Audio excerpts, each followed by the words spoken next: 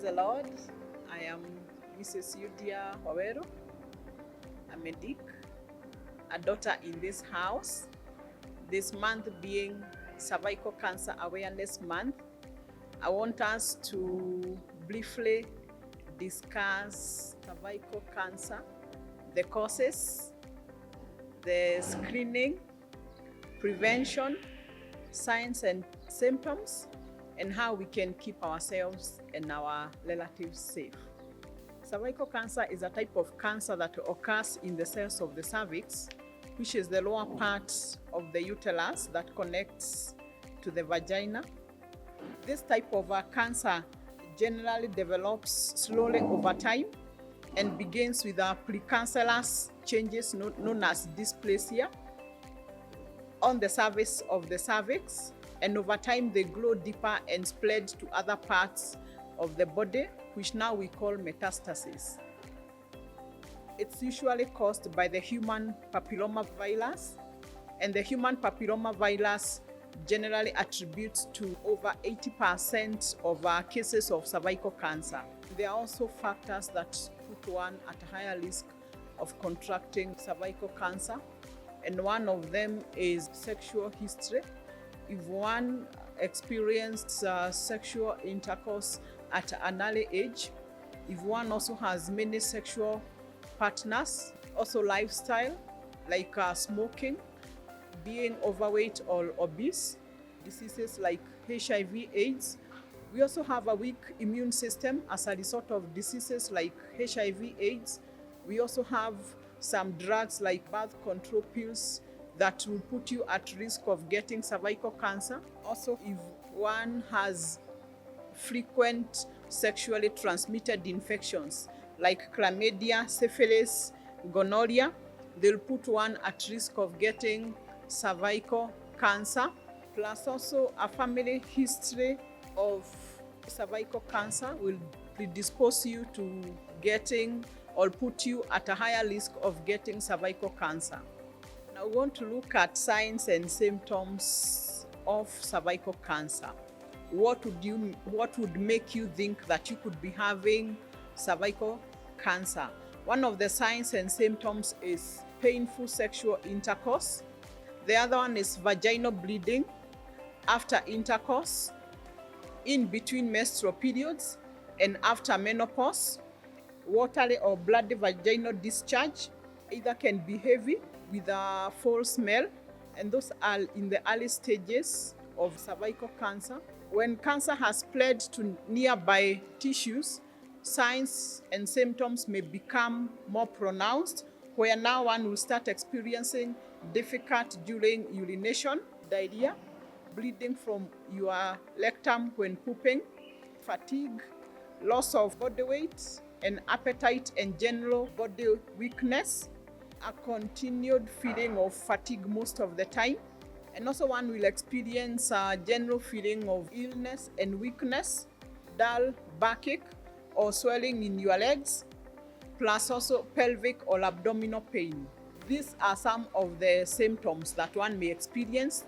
There are many more depending on individuals and also the stage of the cervical cancer when it has been diagnosed at. So it's important for someone to be aware of their body changes, and when something is off at any given time, they are able to take note. How can one tell that they have or they do not have cervical cancer? We have several screening that is done, including a pap smear test, which is done to females every 3 years. A pap smear is recommended after your menstrual period. And then another test is a human papillomavirus test, which is again done every 5 years. At times they are done in conjunction with each other to make diagnosis more accurate.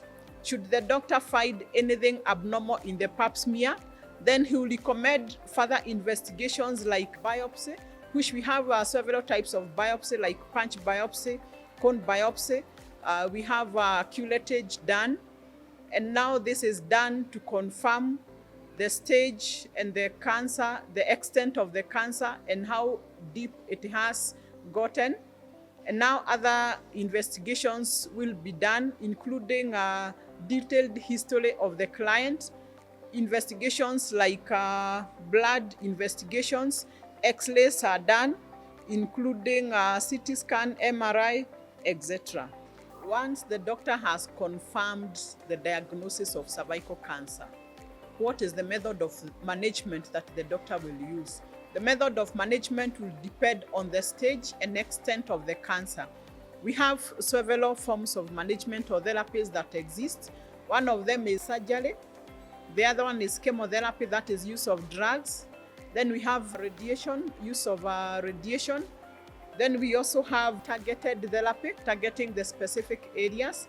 We also have immunotherapy. And oftentimes, the doctor will recommend two of the therapies which become more effective in managing the cancer. How does one prevent themselves from getting cervical cancer? By vaccination, and this is mostly recommended for people who are not sexually active, recommended for the young girls from the ages of 11. There is a vaccine called human papilloma virus vaccine. It is available in our Deliverance Church International Zimmerman Medical Clinic. We also have adopting a healthy lifestyle. One of the predisposing factors we said was smoking. So someone has to avoid smoking. We also have to ensure that your weight is within the recommended. Ensure that anytime you visit a clinic, you know your BMI. Avoiding early sex, avoiding many sexual partners, being faithful. This will ensure that when it comes to sexual health, you are not exposed at all. We also have early and regular screening tests, that is for pap smear. In case of any abnormal cells, it's able to be detected in good time and management initiated in good time.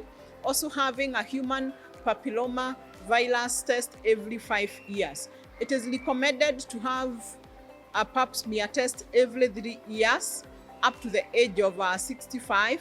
After 65 years, the risk is low if someone has been having a regular pap smear that was normal.